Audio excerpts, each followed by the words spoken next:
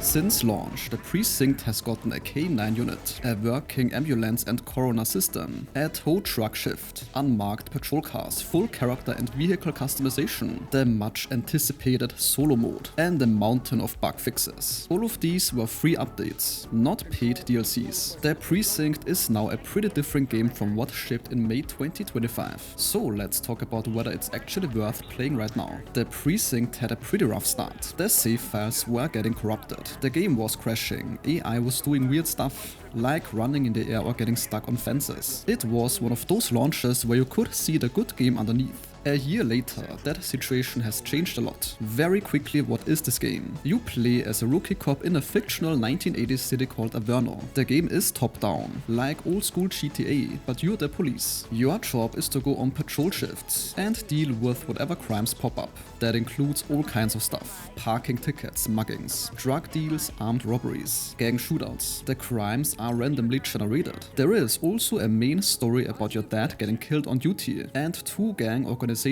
you slowly build cases against. That story is short and ends a bit abruptly, but it is there. The game makes you lose points for bad decisions or excessive force, so you can't just go wild. There's also a whole support system. You can call in backup units, set up roadblocks, deploy spike strips, get a helicopter tracking a fleeing car. This may sound like a lot to manage, but it comes together naturally during chases. Now, what's actually different a year in compared to launch? The biggest thing is the content updates.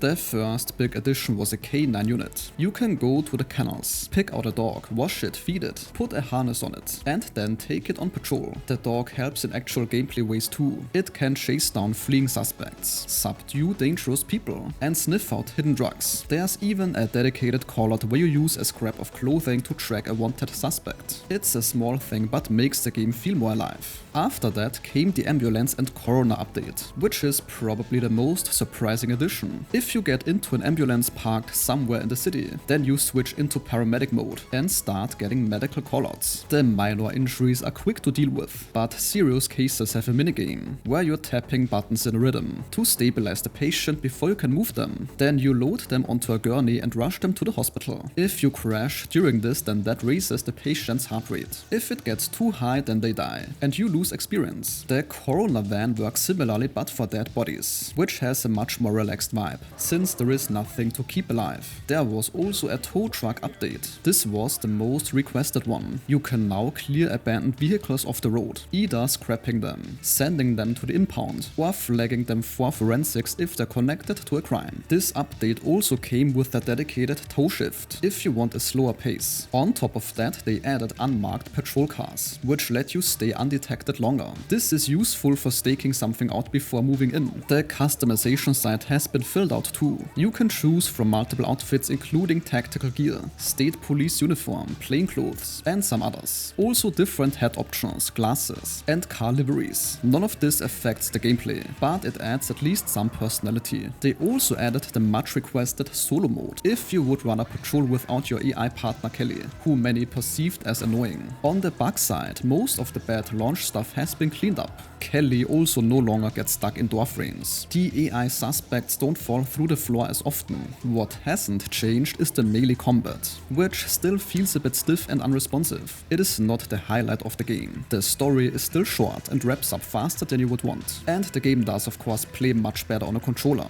So if you're a PC player who doesn't want to use a controller, then that is worth knowing. So at launch, you were paying for a game that had a great concept and was kind of broken. Now you're paying for a game that has that same great concept, runs a lot better, has more content than it shipped with, and has gotten free updates that actually add meaningful new things, rather than just cosmetics. The 80s atmosphere is still excellent, the car chases are fun, and there is something satisfying about watching a parking ticket violation escalate into a citywide chase. The game is a solid pick now, especially on sale.